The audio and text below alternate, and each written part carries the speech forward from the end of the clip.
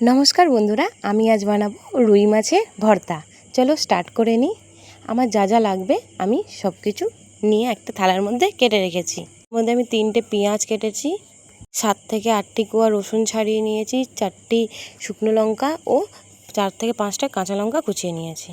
एबार आमी एकटी बोलेर मध्य 4 पिस मतो माछ निये निएछि, ओर मध्य नुन एबं हलुद दिए भालो करे माखिए नेब। माछटी माखानो हये गेले आमी 10 मिनिटेर जोन्नो माछटाके रेस्ट होते देब।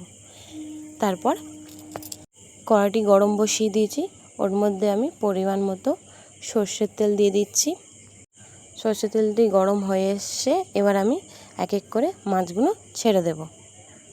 सबकटा माछ आमी एकेबारे छेड़े दिएछि। एबार आमी हालका आँचे एके भाजते देब। आमी एकटु लाल लाल करेई भाजबो। एकदिके प्राय आमार भाजा हये एसेছে, एबार आमी आरेक दिके माछगुलो भेजे नेब। अच्छा आपनारा के के रुई माछेर भर्ता आगेও खेয়েছেন আমাকে कमेंटे निश्चयই জানাবেন। আমার মাছটা প্রায় ভাজা হয়ে এসেছে, আমি একটু দেখে নিই। হ্যাঁ, মাছগুলো ভাজা হয়ে গেছে। এবার আমি নামিয়ে নেব। এক এক করে আমি একটি বোলের মধ্যে নামিয়ে নিচ্ছি। মাছগুলো প্রায় সব কটা নামানো হয়ে গেছে। এবার আমি ওই তেলের মধ্যেই 4টে শুকনো লঙ্কা ভেজে নেব। শুকনো লঙ্কাগুলো একটু ফাটিয়ে দেবেন, না হলে তেলে গিয়ে ফাটবে। আমার শুকনো লঙ্কাগুলো লাল লাল করে ভাজা হয়ে গেছে। এবার আমি শুকনো লঙ্কাটি নামিয়ে নিচ্ছি। ওই তেলের মধ্যেই আমি রসুন দিয়ে দেবো। রসুনটি হালকা আঁচে ভেজে নেবেন, যে রসুনগুলো যেন গলে যায়। আমি রসুন নামিয়ে নিয়েছি, ওর মধ্যেই আমি কাঁচা লঙ্কা কুচি ও পেঁয়াজের 3 ভাগে 1 ভাগ আমি ভেজে নেব, সেটা আমি দিয়ে দিলাম। পেঁয়াজটা একটু সময় ধরে ভাজবো। পেঁয়াজটাকে খুব বেশি লাল করব না, সাদাও রাখবো না। হালকা ব্রাউন ব্রাউন কালার হয়ে গেলে আমি পেঁয়াজটাকে বার করে থালায় নিয়ে নেব। আমার পেঁয়াজটি ভাজা হয়ে গেছে, দেখুন লাইট ব্রাউন কালার হয়ে গেছে। আমি তখন নামিয়ে নিচ্ছি। আমি সব কিছু একটি থালায় বার করে রেখেছি। আর একদিকে আমি মাছটিও ঠান্ডা হতে রেখেছিলাম। আমার মাছ ঠান্ডা হয়ে এসছে। এবার আমি এক একটা করে মাছগুলো নিয়ে কাঁটাগুলো ছাড়িয়ে নেব। আপনারা চাইলেন মাছের ভর্তার জন্য মাছের পেটির দিকটা নিতে পারেন, কাঁটা ছাড়াতে সুবিধা হয়। আমার কাছে দাগা পিস ছিল, তাই আমি দাগা পিস দিয়েই করেছি। এবার আমি এক এক করে কাঁটাগুলো বেছে নিচ্ছি। ভালো করে কাঁটাগুলো বেছে নেব, যে একটাও কাঁটা যেন মাছের মধ্যে না থাকে।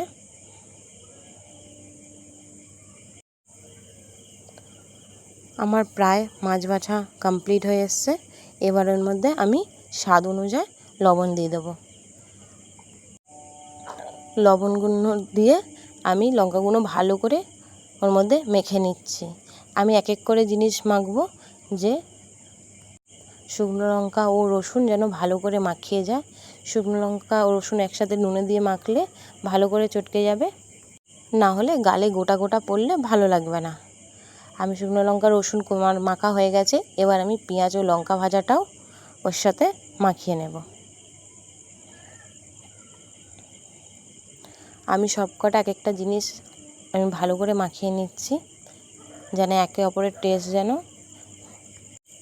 পেঁয়াজ মাছ লঙ্কা সব একই সাথে মিশে যায়। এবার আমি সব কিছু নিয়ে ভালো করে মাখিয়ে নেব। একটু সময় ধরে এখানে মাখবেন। এর মধ্যে আমি কিছুটা সর্ষের তেলও দিয়ে দেবো। 1 চামচ মতো সর্ষের তেল দিয়ে দিলাম। এবার ভালো করে এটাকে মাখিয়ে নিচ্ছি। মাখানো হয়ে এসছে আমার। দেখুন আমি হাতে ডলা করব, খুব সুন্দরভাবে ডলা হয়ে যাবে, তখন ভাববেন যে আমার মাখাটা প্রায় হয়ে গেছে। এই রেসিপিটি আপনি গরম ভাতের সাথে সার্ভ করবেন। আপনাদের যদি এই রেসিপিটি ভালো লেগে থাকে তাহলে আমার চ্যানেলটিকে লাইক সাবস্ক্রাইব ও কমেন্ট নিশ্চয়ই করবেন।